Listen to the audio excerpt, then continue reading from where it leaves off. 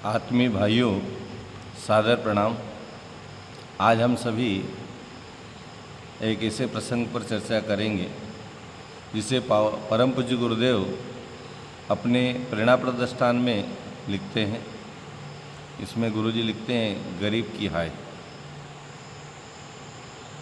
एक राजा ने किसी विद्वान से पूछा कि दुष्ट लोग जल्दी क्यों मर जाते हैं और सज्जन पुरुष चिरकाल तक जीवित कैसे रहते हैं।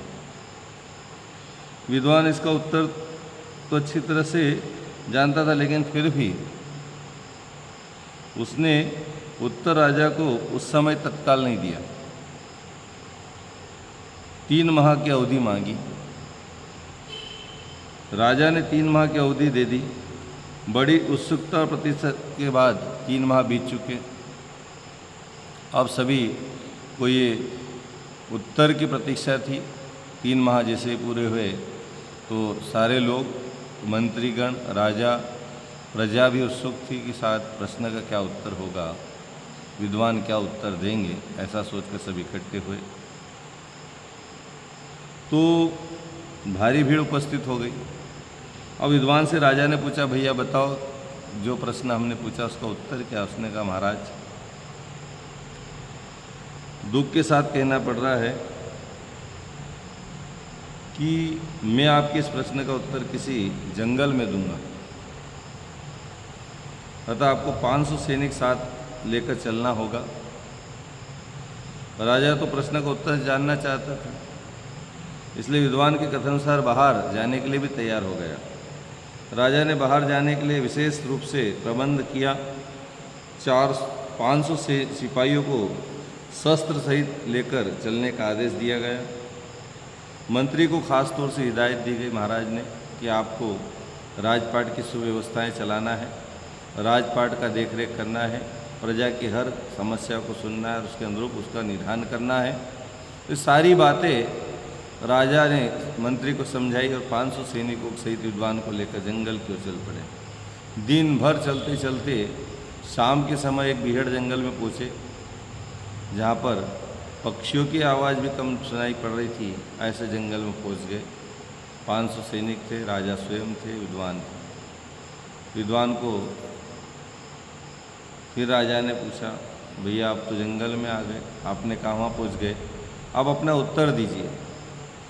उस विद्वान ने कहा, महाराज,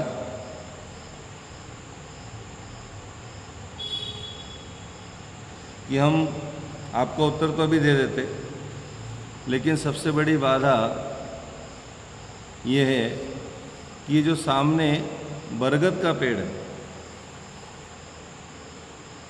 ये बरगद का पेड़ उस उत्तर में रुकावट डाल रहा है। मैं उत्तर दे सकता हूँ, लेकिन ये बरगद का पेड़ जब तक है तब तक मैं आपके प्रश्न का उत्तर नहीं दे पाऊँगा।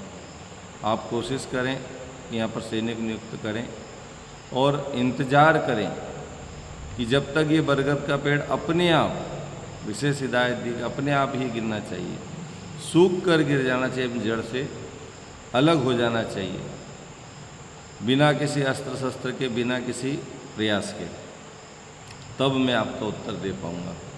अब राजा ने, क्योंकि राजा भी बड़ा उत्साही था उस प्रश्न के उत्तर को जानने के लिए, तो वहाँ पर 500 सैनिकों को नियुक्त किया गया। उनकी देखरेख में कार्य आरंभ हुआ। और सैनिक लोग जो थे, 1-2 दिन तो बीत गए, पर उसके बाद जैसे ही दिन बीतने लगे तो हर सैनिक के दिल से एक प्रार्थना निकलने लगी, दुआ निकलने लगी, हाय निकलने लगी। क्या हर सैनिक एक ही बात कहता, भगवान ये पेड़ जल्दी सूख जाए, भगवान ये पेड़ जल्दी गिर जाए, ऐसा आप कृपा करो। 500 सैनिक डेली दिन में 10 बार ही प्रार्थना करने लगे, क्योंकि सबको घर जाना था, सबको अपने परिवार से मिलना था। तो इस प्रयास में उनको आंशिक सफलता मिली और देखते देखते 3 माह बीत कर, 3 माह बीतते बीतते उस वृक्ष के सारे पत्ते झड़ गए और सूखने की कगार पे आ गया। फिर अगले 3 माह तक, 6वें महीने में जाकर देखा तो वो जो झाड़ था बिना ही प्रयास के अपनी जड़ से अलग पड़ गया और सूख गया, गिर गया। सभी को बड़ा आश्चर्य भी हुआ। राजा को सूचना दी गई कि महाराज वो बरगद का पेड़ गिर चुका है, अपने आप गिरा है। राजा ने पूछा, विद्वान ने पूछा, भाई कोई अस्त्र शस्त्र का प्रयोग तो नहीं हुआ? उन्होंने कहा नहीं महाराज, हमने कोई ऐसा प्रयास नहीं किया जिससे नियम विरुद्ध हो। उन्होंने कहा फिर गिरा कैसे? सैनिकों ने बताया कि महाराज हम यहाँ सारे दिन ड्यूटी देते थे और सबके मन से एक ही दुआ निकलती थी, एक ही हाय निकलती थी कि ये बरगद का पेड़ जल्दी गिरे तो हम जाएं, बरगद का पेड़ जल्दी गिरे तो हम अपने परिवार से मिलें। इस प्रकार से जब हमारे मन से दुआएं निकलने लगी, हमारे अंतर मन से हाय निकलने लगी, तो देखते देखते 3 से 6 महीने में पेड़ गिर गया। अब विद्वान को बुलाया राजा ने। राजा ने पूछा, भैया हमारे उत्तर? उन्होंने कहा साहब उत्तर ही,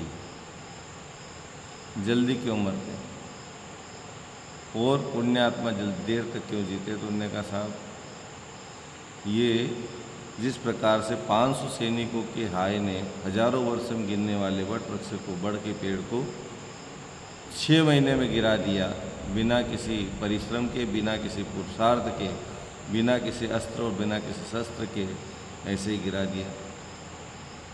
तो एक ही कारण है इसका। बोले क्या कारण है? कारण यही है, इतने लोगों की जो हाय लगी, बद्दुआ लगी, तो उससे ये सारे झाड़ गिरता चला गया। और झाड़ गिर गया तो आपका प्रश्न का उत्तर भी है कि गरीब की हाय जब लगती है तो फिर आदमी परेशान हो जाता है, हताश हो जाता, निराश हो जाता है। इसलिए किसी गरीब को मत सताओ, किसी दिन दुखी पर अपना उनसे लाओ।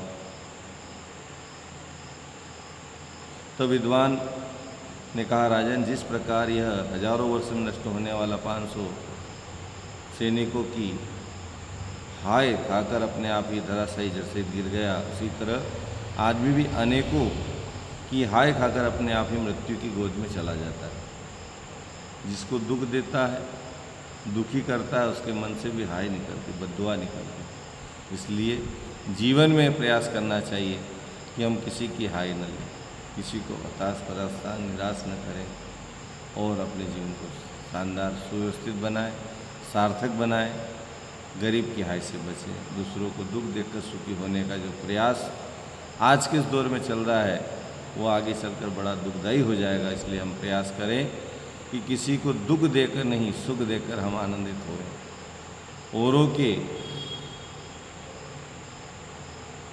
औरों के गम में रोना सीख लें, औरों की खुशियों में मुस्कुराना सीख लें, ये मनुष्य का भाव है। किसी को दुखी करके हम सुखी होना चाहिए, संभव नहीं है। इसलिए प्रयास करें कि हम सबको सुखी करें, सबको प्रसन्न रखें और हम भी प्रसन्न रहें। ओम शांति।